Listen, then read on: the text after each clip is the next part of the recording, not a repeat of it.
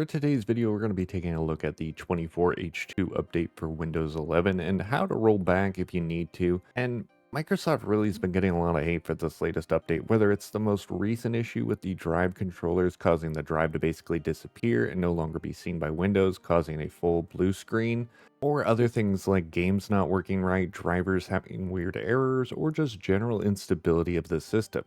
So let's jump into the technical portion of the video. Now, before we continue, I do want to check and make sure that we are on the 24H2, and you guys should as well. So we'll hit the start menu and type in winver, and it should bring up a box for you here.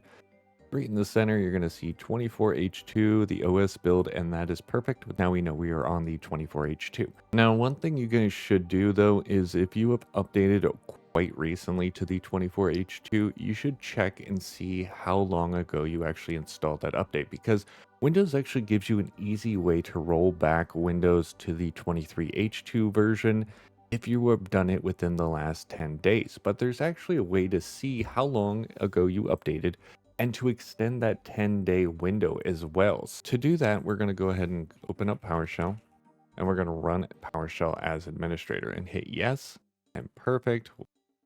Open, and we're going to type in DISM /online/ get-OSUninstallWindow.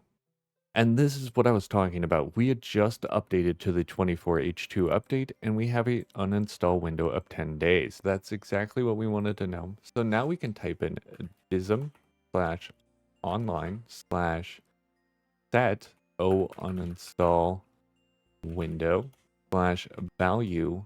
And then for the X value, we can go all the way up to 60 days.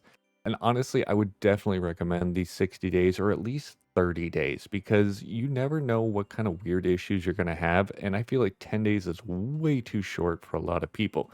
So we'll go ahead and hit enter there. And then we'll just hit the up arrow again twice to get the uninstall window. And if you hit enter, you should now see that we have an uninstall window of 60 days. So like I said, if you guys are still within that 10-day window, definitely go ahead and go into your PowerShell and do this and give yourself some more time in case things crop up, weird bugs start to present themselves, because honestly, just 10 days is just way too short for a lot of people. So with that out of the way here, we're going to go ahead and see how we can go ahead and roll back if we still have this option. So we'll go in and type in settings. Then we're going to go over and move over to system and scroll down until you see recovery. Go ahead and click on that. And then you're going to see a box here that says go back. This is the easiest way to transition back to 23H2 without having to go through a lot of different headaches to try to get to that point. So now that we have that option, we'll hit go back. A new window's going to pop up. It's going to say, please share your feedback on OpenHub and all that good stuff. We don't care. We just want to go back is all. So we're going to go ahead and hit next. And then it's going to say, do you want to check for updates? Maybe you haven't updated recently. That could actually fix a lot of your issues. At this point, we have already exhausted that issue. We know Windows updates are not going to fix whatever we need, and we just want to go back. So we'll hit no thanks. Now it's going to tell you what you need to know. Now, you don't want to unplug your PC, leave it turned on while it's doing the uninstall, and then you may have to reinstall some apps or programs. So basically, any changes after you've installed this update are basically going to get reverted.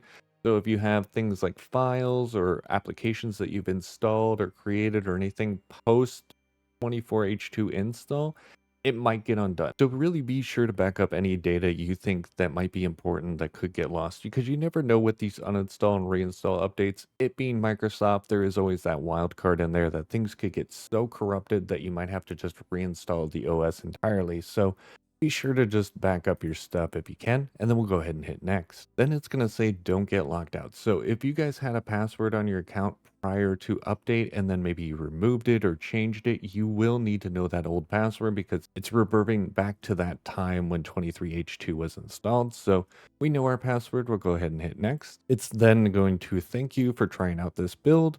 So we can just hit go back to earlier build, and that will actually go through the revert process and actually take us back to 23H2. Perfect. It's really that easy if you guys have this option. Like I said, if you are still within your 10-day window, definitely extend it for that 60 days because it's so vital, honestly. Now I'm going to hit cancel here because we don't want to do that as of right now. I'm just going to stay on the 24H2 now that I have 60 days on this machine. That is perfect. And we can go ahead and exit out of all of that. All right, so that is for the easy way of rolling back to 24H2 to 23H2, which is honestly pretty simple. Now, if you guys are past the 10-day mark, unfortunately, there is not a lot of options at this point.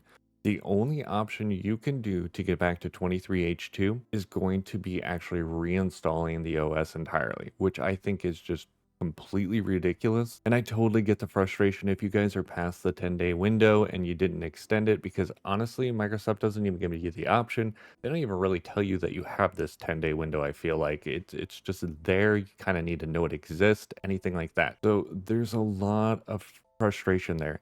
And then trying to find a copy of 23H2 in itself can be a very big headache.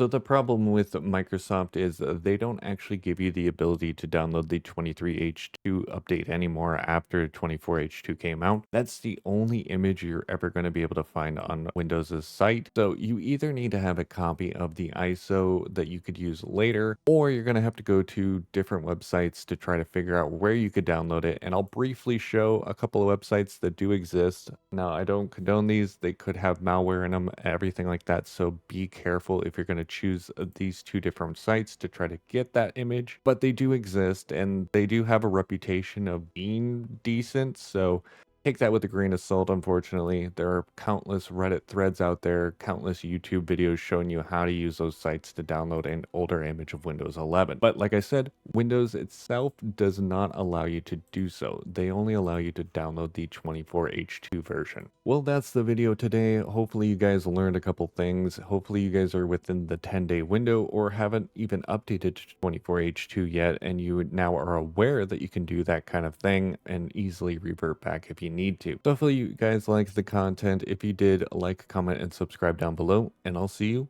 in the next one.